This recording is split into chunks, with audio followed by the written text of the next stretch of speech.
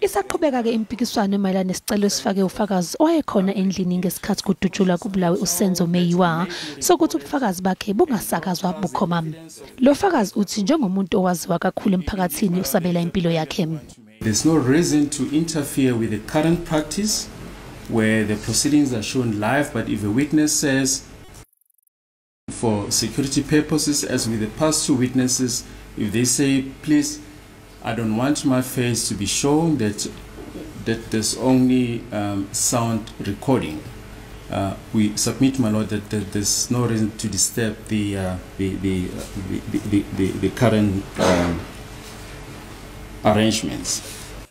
Ijaji Maumela lithe kuke kwaba nenkulumo mpikiswano mayelana nofake isicelo njengoba ubelokhu ebhala ezinkundleni zokuxhumana ngalolu daba kodwa manje akafuni ukuba lisakazwe. The applicant was active in the social media communicating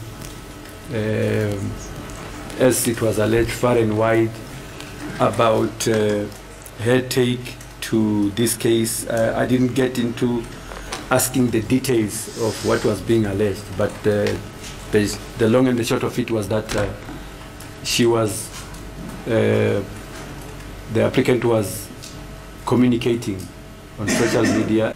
Regarding social media, I think debates that occur in the platform, I don't know whether those debates can be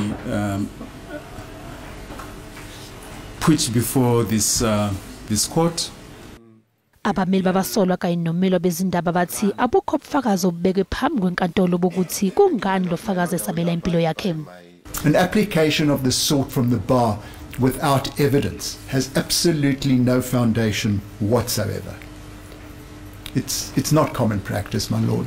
Even an application for discovery is on affidavit with evidence.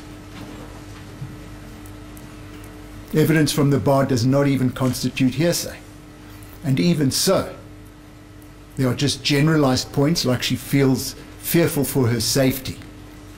There's no evidence to say why she feels fearful for her safety. Icala liyaqhubeka.